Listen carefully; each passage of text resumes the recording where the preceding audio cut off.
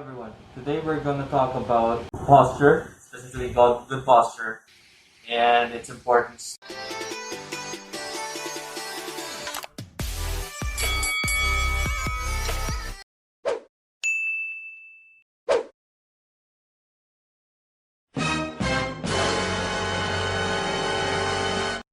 Before we can talk about it in any detail, we have to determine first what is good posture. Posture has a relationship to how the body uh, determines itself towards its environment. And in previous example, in scoliosis, we talked about how the body always wants eyes leveled to the ground. Now, posture could be determined in good posture, wherein it's the position of the body and in relation to having it the least stress to its structures. So it's a position where everything biomechanically could function without taxing too much of the structures around it. So when you look at the spine, body one has to have a primary curve and a secondary curve.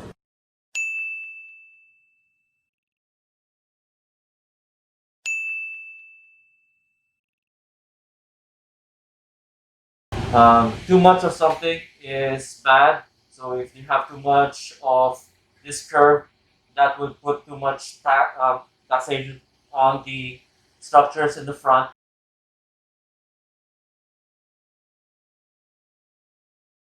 And then if there's such a curve at the back, then it actually taxes the muscles in that area and the structures in the area pretty badly as well.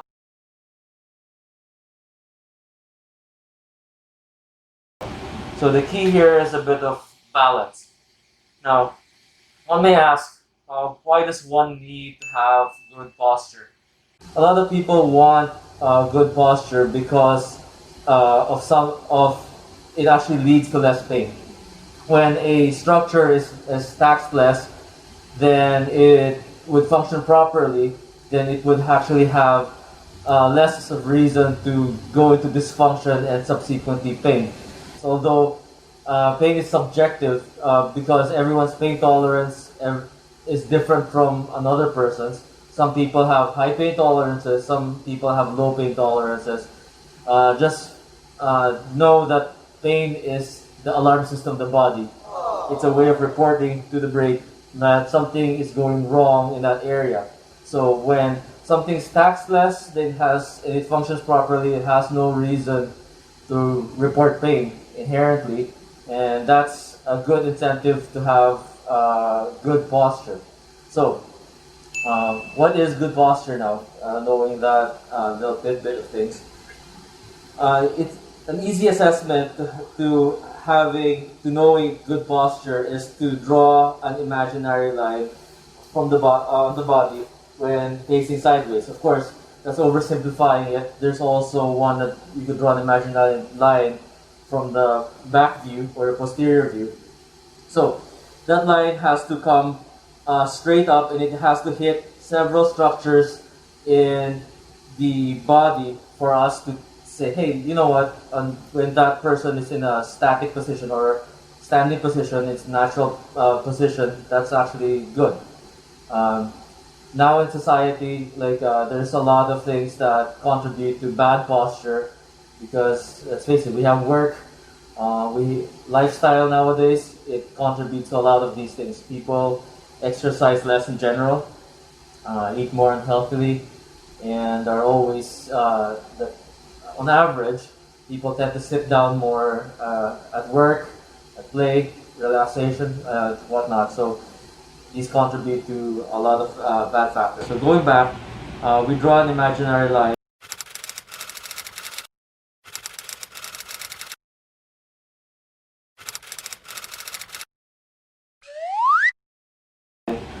First, from the ankle of the foot, the lateral part, so the outside ankle, when facing sideways, that line should start a bit in front of the ankle, so anterior and it has to, when you draw that line vertically going up, the line actually has to go to the knee, but it should be in almost in the middle, just in front a bit of the knee.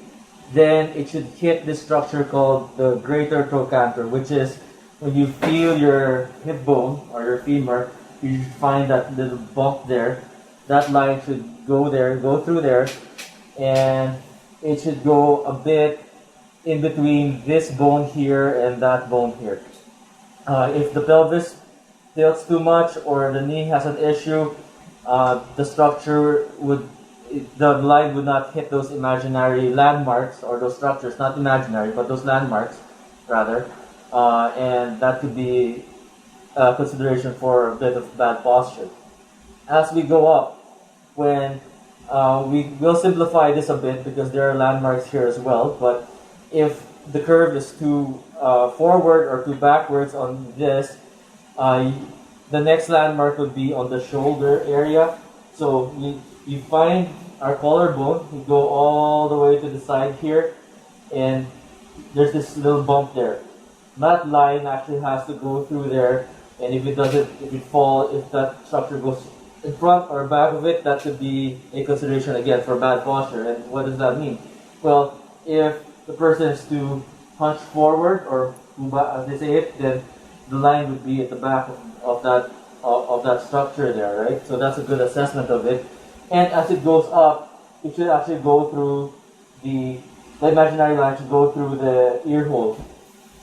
When someone has bad posture, the tendency is their neck tends to do this more often than not. So again, it will not hit that landmark, so to speak.